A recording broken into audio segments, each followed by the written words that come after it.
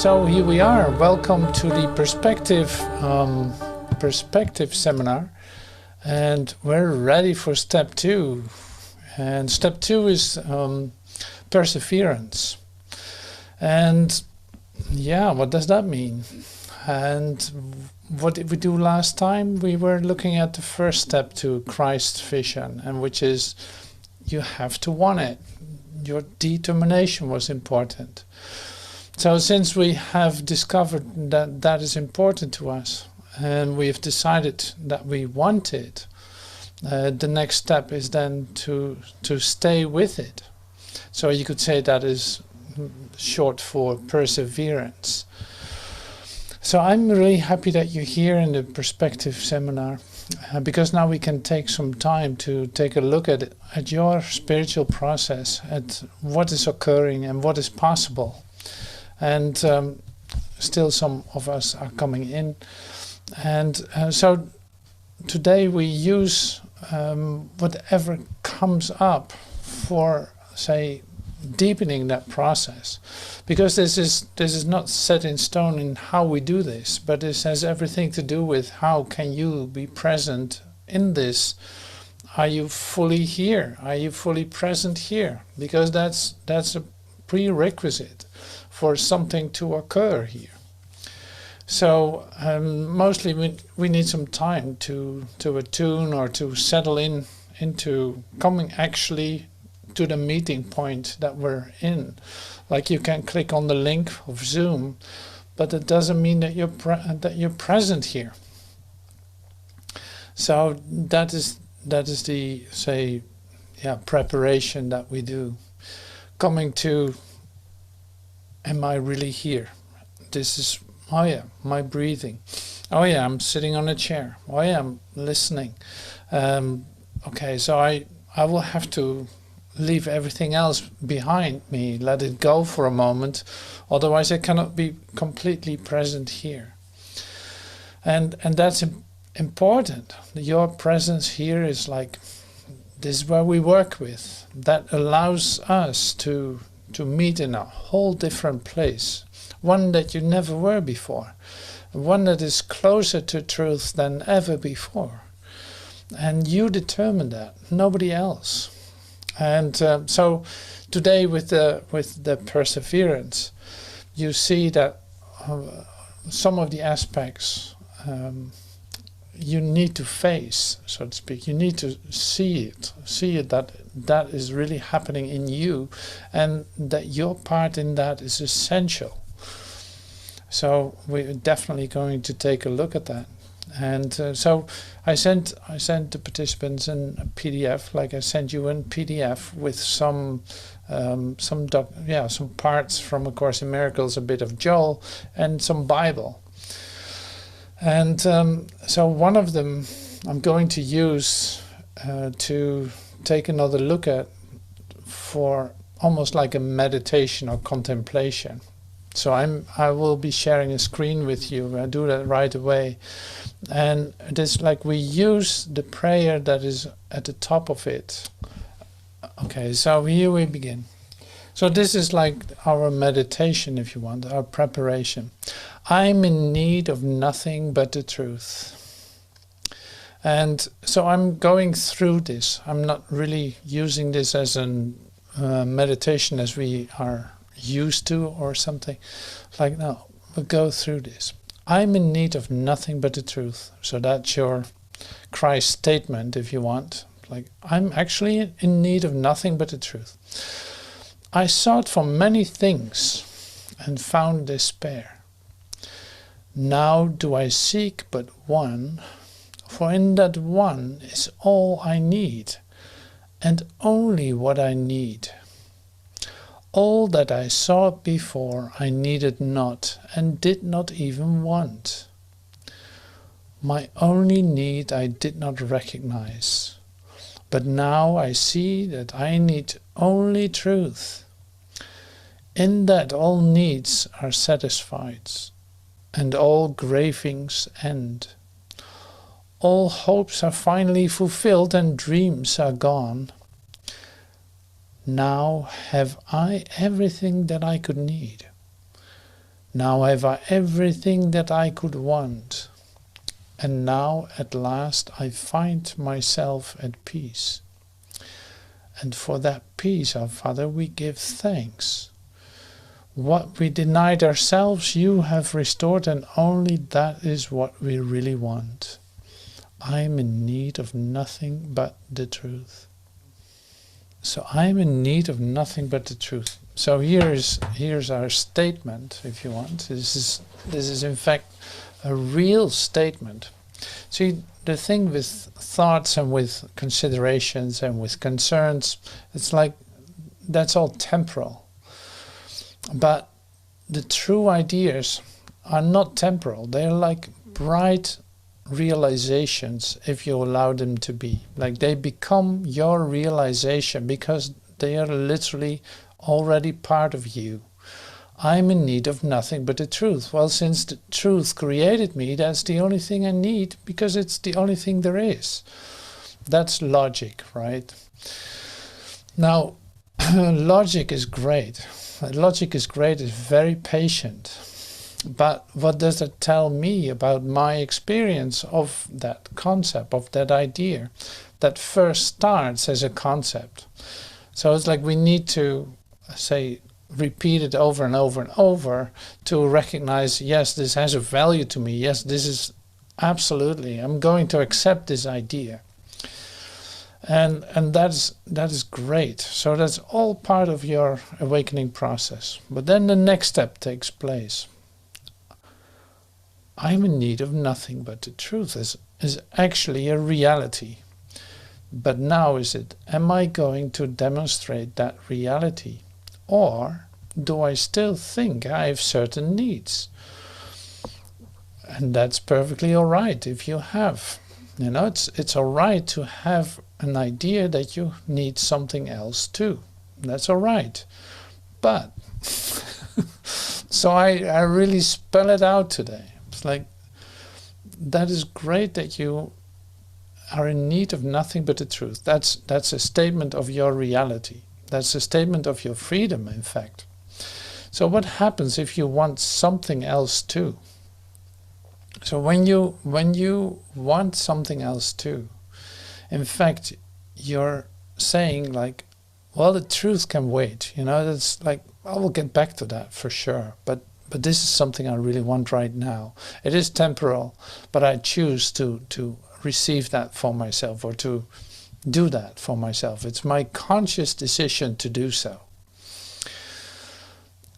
Here it says in this same prayer that we just read, it's like, here it says, there's a part that will recognize that what you thought you wanted, you didn't even want. And now you might not admit that right away, and you have every right to enjoy what you're doing and what you want and all that. You know, there's no problem with that. It's completely free will because you have free will. You can do whatever you want. But what do you really want? In other words, when we're here, when we're present here together, we sink deeper into a layer that has nothing to do with the superficial ideas of I want this, I want that phone, I want that car, I want that house, I want, well, whatever you wish, whatever you want. So we sink deeper into our consciousness to arrive at a whole different area.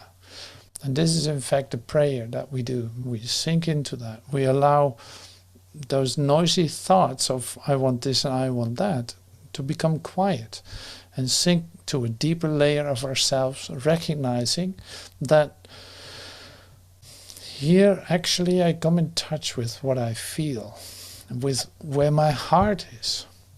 Like, okay, I have things I want on this superficial level, but there are things that are really close to my heart, that are so deeply a desire of me, and so directly related to my feelings of love and extension, that I don't get to that automatically. I don't say react from that automatically. Now it can take a moment before I really feel what that is. So in other words, sometimes you don't know what you ask for. You don't know exactly what you want. You say something that is in the, say, in the superficial area of your consciousness, but that is mostly not what you really want. So sinking deeper into your consciousness, coming in touch with the deep layer of yourself where something fundamental exists, like you can say your soul or your Christ mind. At least it is a place that is quiet and not disturbed by superficiality. Now this is in a certain sense serious. It is the place where you directly, intensely feel what it is you truly want. So this is in fact our meeting place today. So coming to the ideas of perseverance, it's like, how willing are you on a daily basis to go here? How, what opportunities do you give yourself to dive into that place, that deeper place inside yourself, where it is quiet, where it is silent, where in fact direct communication is really possible. It's in fact a place where you experience miracles, and miracles being an instant of reality. Like suddenly you feel that you're being lifted into a vertical communication more than a horizontal, superficial communication. So in other words, you feel presence. So to bring it back to this moment, because in fact we always come back to that. Are you feeling that? Are you in that place with me? Are you right here with me, feeling that presence? Like, yeah, there it is. And you can maybe feel it right away when I said that. It's like, yes, here's light, here's love, here is where I truly am. Has nothing to do with my perception, has nothing to do with the personality that is speaking to you and that is not speaking to you really. But am I meeting myself in that place where I communicate? So in fact, it's like the place where you recognize that minds communicate directly. That's a real possibility. It's like we're in communication together. So recognizing that, I speak for myself and at the same time for you. That is how you recognize that too. It's like, how unbelievable. It's so right to the point, I cannot believe it. So this was my request at the beginning of this meeting. It's like becoming so present here that you discover we're actually communicating like one. The same as you would maybe with a whole bunch of guys in a concert room, in the opera, listening to such incredible, beautiful music that everyone is completely taken by it. And you literally listen with one ear, feeling the total essence or the total fulfillment in that moment of the beauty that comes into your ears. Here, this is the same. This is the same idea. You know, it can even be deeper. Like here you don't have to behave like you would in a concert room. Here you can stand up, you can enjoy, you can laugh, you can do whatever you need to do in order to express or release whatever this light is doing with you. So you're free in that expression too, to come to the depth of experiencing that place that I'm talking about. So in that place, it is also obvious that you're in need of nothing but the truth. What else could you possibly want? You know that you don't want anything else. So anyway, so that I made that clear. I love that. I love that. So thank you for hanging out there with me. And So that was just one part. I'm in need of nothing but the truth. So now, the other part that was in the same prayer, but there's a whole different layer too, is this. It's like thinking that there's something outside yourself that you need. Something outside of you that needs to love you in order for you to be whole. Or, yeah, that needs your confirmation for you to feel that you're alive. You know, the dependency on something outside yourself, while there literally is nothing out there. In other words, so what we're doing here is recognizing where this is really taking place. It is not depending on anything outside of you, because there is nothing outside of this, of your consciousness. No, so this is taking place in you. That being the only place where anything could take place. So nothing that determines what you're supposed to experience. Nothing determines how that should look. Especially not, it's not depending on anything outside yourself for its completedness. No, it's complete and whole inside you. This recognition is pretty amazing. And how willing are you? So here's the perseverance question again. Like, how willing are you to recognize that you need nothing from supposedly outside yourself to make you complete? See, these things are the practical application of the idea of perseverance, of coming to Christ's mind and staying with that purpose, in fact. So it's essential. This recognition is essential. There's nothing outside of you determining anything about that. Your wholeness and completedness is in you right now. It doesn't need to be confirmed by anyone outside of you. So Joel called this many times your secret. You know, it's like, this is your secret. You don't need to share it with anyone in that sense. Because, hey, this is where it takes place. It happens in me. And this is where it can be experienced.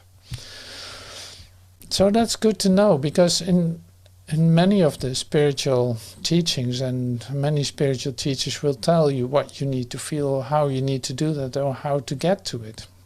And I'm actually going the other way around, telling you that you are the one determining what you should experience. Like, you can just feel it. You can just experience what you are experiencing. That is your starting point, and that is what you have. So the only thing that I'm doing in this sense is reminding you of the fact that nothing outside of you determines anything in that. In your human way of thinking, before this all happened, it was a bit different. So you were accustomed that you needed the confirmation of others in order to become into your self-certainty. But that self-certainty never felt safe, did it? At least not for me. Like, I never felt certain by the confirmation of others, even though I was maybe screaming for it and really wanting to be confirmed in that. None of that really worked. Otherwise, you would not be here. So the other way around, and coming from Christ's mind, is nothing needs to confirm your Christ's identity. It is whole and perfect inside of you. But then again, so how willing are you to stay with that, to not waver, but allow yourself to be in the certainty, like, it is happening in me, it's happening right now, and it's happening here, and it's not depending on anything supposedly outside myself. So, in other words, great healing possibilities here, great opportunities for healing, because you can feel the shift taking that what was outside, taking that inside, and seeing that, say, your mind is whole and perfect as it was created. I just open myself up to experience more and more of that by releasing the bonds that I set up myself, giving my power away, giving my energy away, giving everything away in order to get the confirmation, or say, exchange with my outside world to make a deal that I'm allowed to be here. This is essential in your awakening. This theme is something that everyone goes through in his own way, of course, but that's why I mention it, just to put it in perspective, because this is the perspective class, right? So that's great. We're doing really good. We're doing fine. So, actually wanting to see more of the sheet that I sent to you, the PDF, I want to see what Joel has to say to us. This is a great part too. Joel shares with us in the Art of Meditation. It's like in chapter 1 of the Art of Meditation. It was one of the first booklets that most of us picked up. At least I did. Like, that was my first book of Joel, the Art of Meditation. So this is immediately the first page, the way. The voice of truth utters itself within us, and it becomes the peace be still to every storm in our experience. It becomes the peace be still in all of our experiences and all of our difficulties. Peace be still. So that is happening in us. Joel talks about that too. It's like, it's happening right here. It has nothing to do with anything. I can come back to that place, to my certainty all the time. So now the next thing is like, can you feel what your mind does now at this point? So that's for everyone different, maybe, I don't know. But it's like your mind wants to read more, maybe, or wants to run away from it, or who knows what is happening for you. But it's more like the question here, the perseverance question then is this: how willing are you to take this truth that I just shared, the peace be still place inside yourself as your guiding light? How willing are you to go back to that place when you experience difficulties? So it's like, how long does it take? Well, this is maybe an interesting question. Like, how long does it take before you recognize that you're actually trying to solve a problem, and the moment that you ask for help and give the problem away? Like, how much time has passed? Can you recognize in your awakening that the time between perceiving the problem and the asking for help becomes shorter and shorter? Is that happening for you too? Because to me this is like, that's so great. So it's okay to perceive a problem, because you do perceive problems. But then I remember for myself that the first problems that I perceived consciously, that I had like, I have no idea what to do with this. Now, how am I going to solve this? Well, that was of course a red flag expression in the first place. Like, I'm not going to solve anything. But it took maybe about 10 years for me to recognize that I was not able to solve that problem.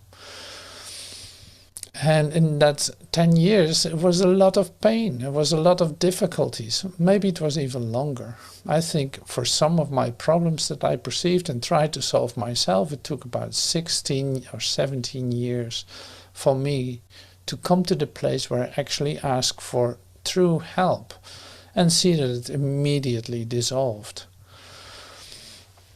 So this is what I mean. The next time will be quicker. So it's the great thing with teaching and learning as we do here is that you go through certain lessons, absolutely.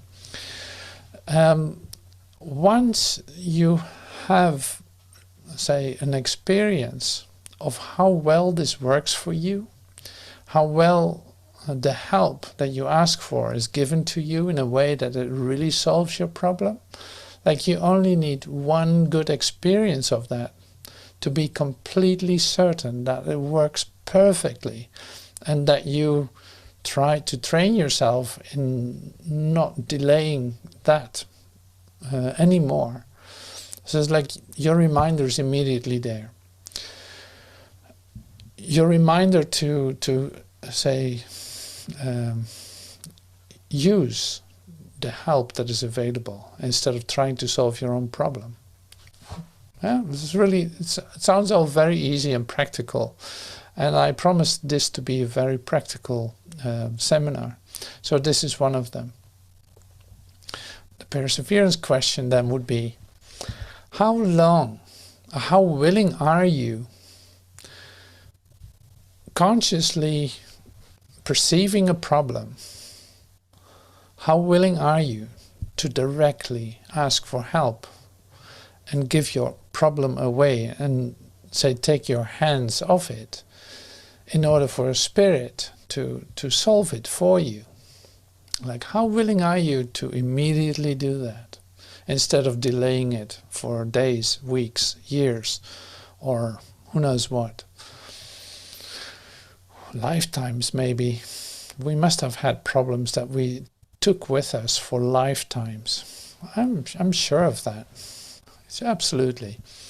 So that's why the interesting idea, and this is what came to me this afternoon, is like, at least here it was already afternoon.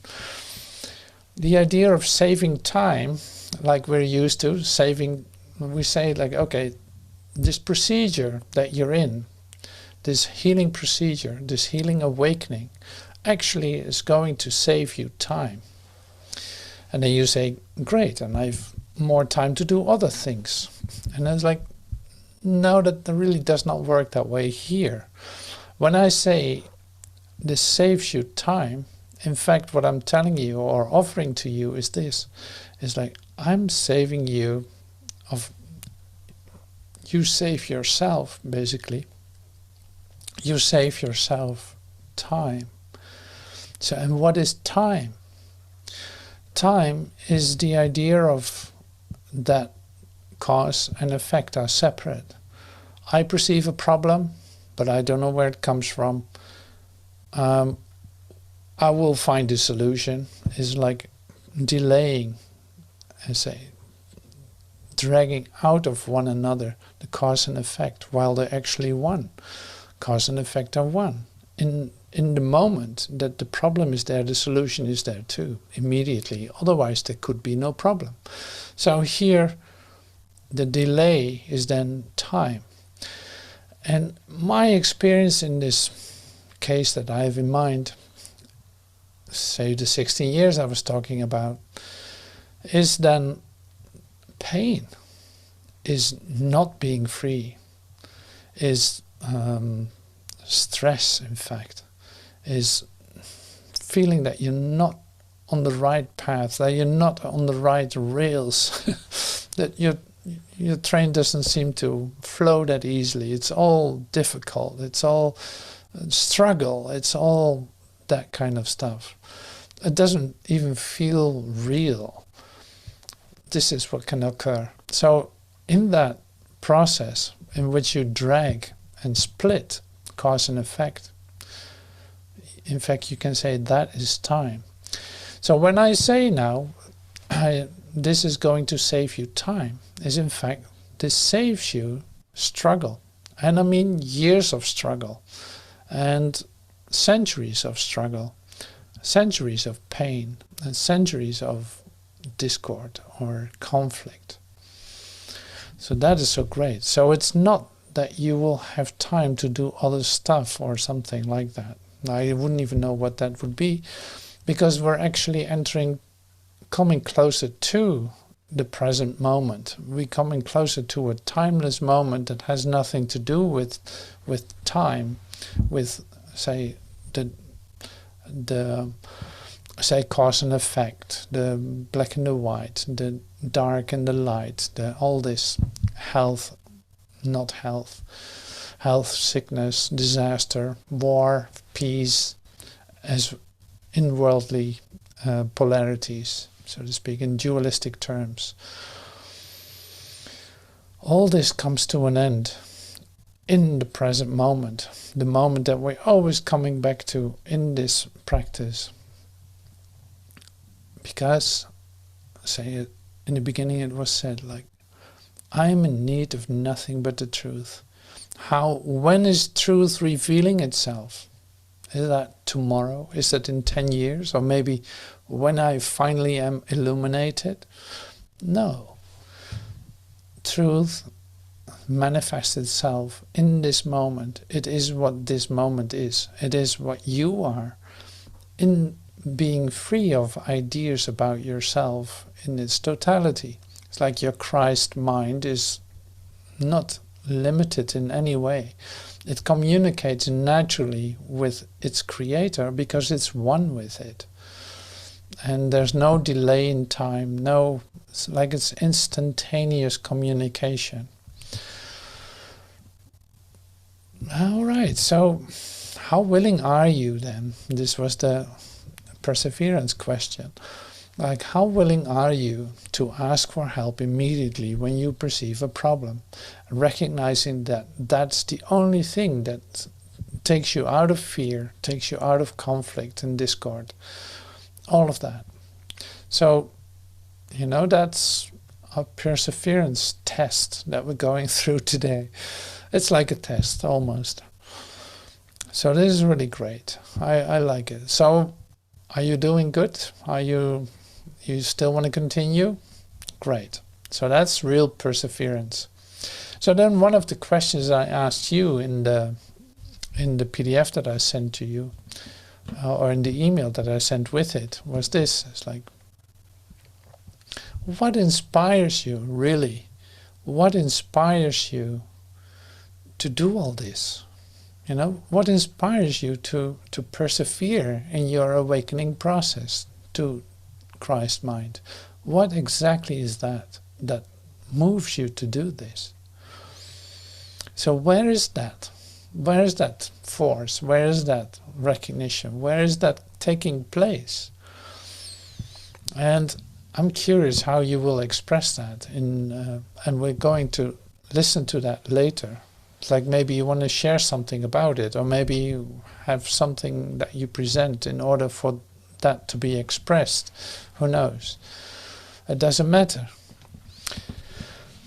But it is another essential question. It's like, what inspires you? Because that is immediately also your connection with what is happening in this moment of connectedness, of recognizing where we actually abide, where that peace is that passes understanding, recognizing that that is in yourself and is not depending on anything supposedly outside yourself.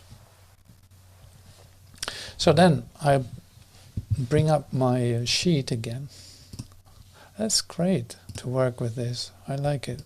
So the New Testament.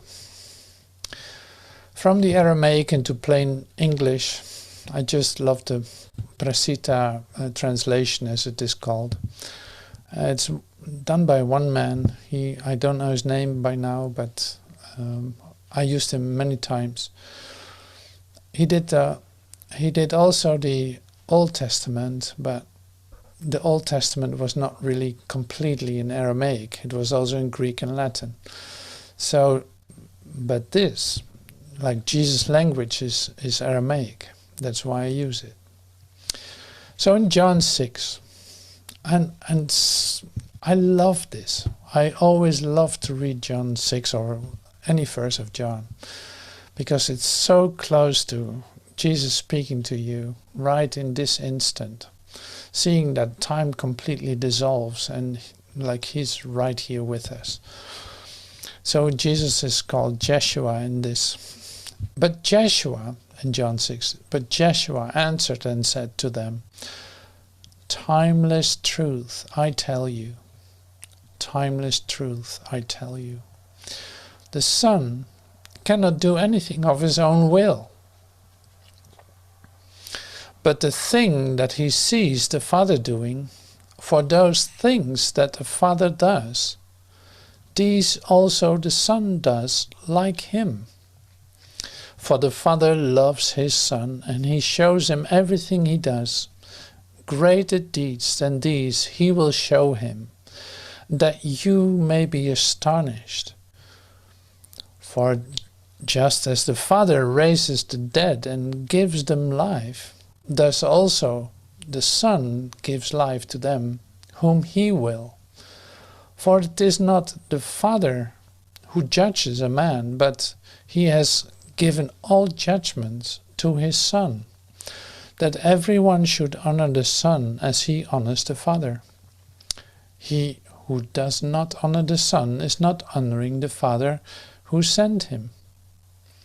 Timeless truth I speak to you, whoever hears my word and trusts in him who has sent me has the eternal life, and he comes not into judgment, but he moves from death into life.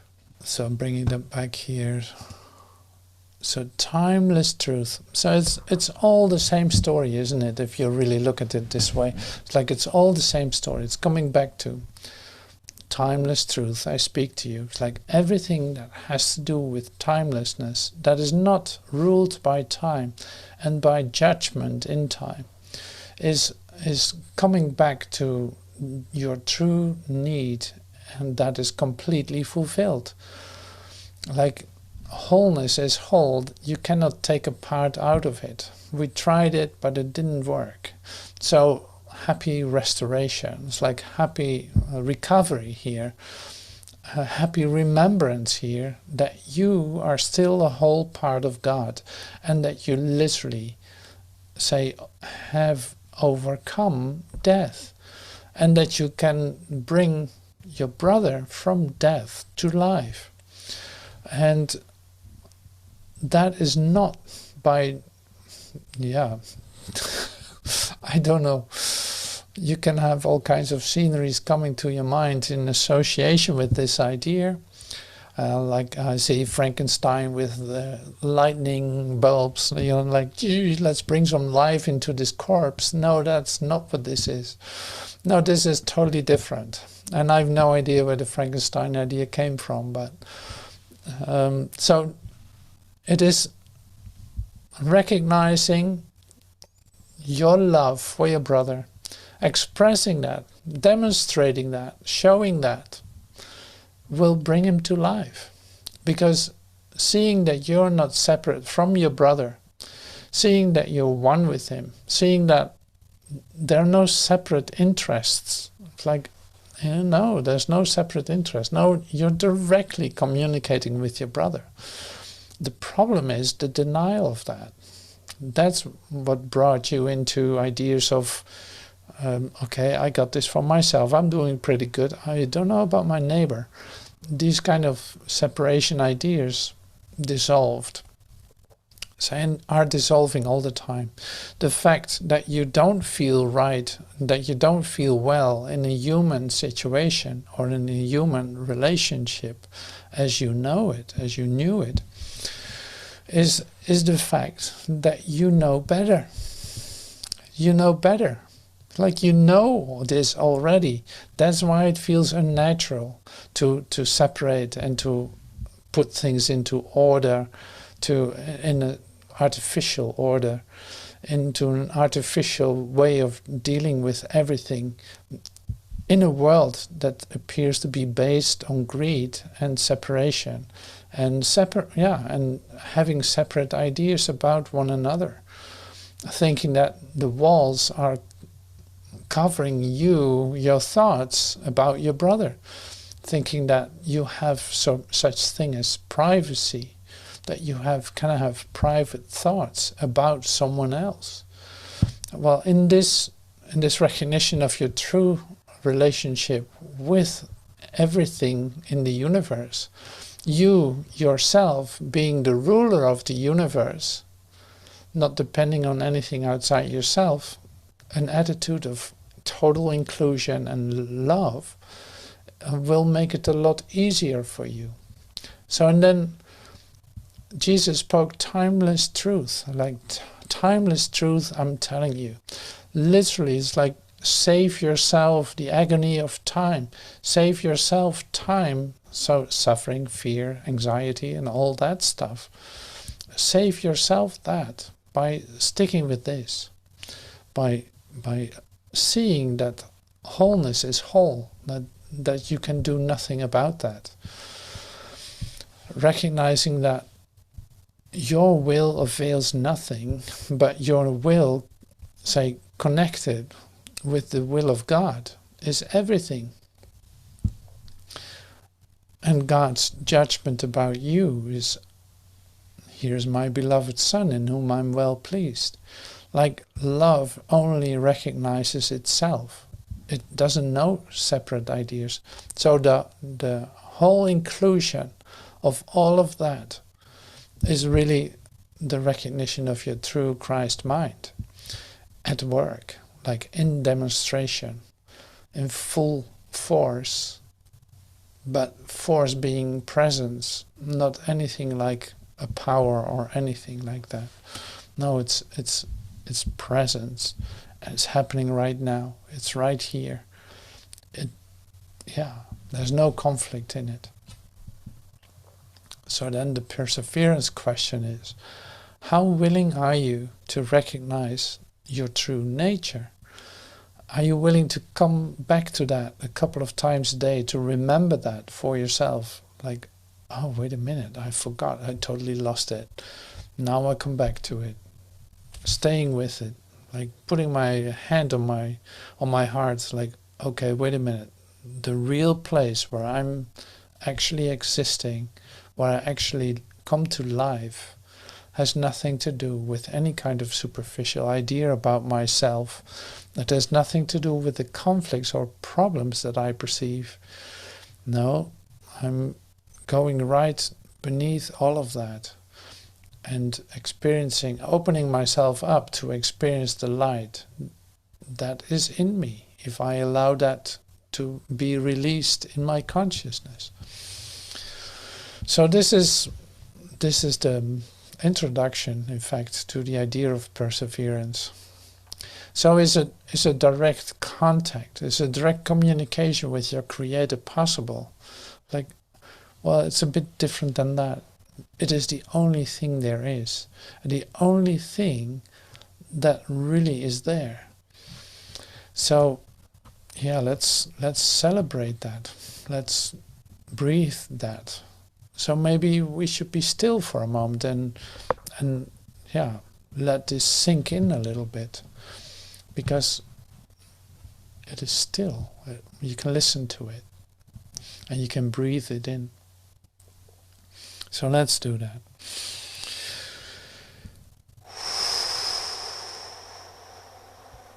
So breathe in through your nose and sigh through your mouth a little bit longer than you're used to.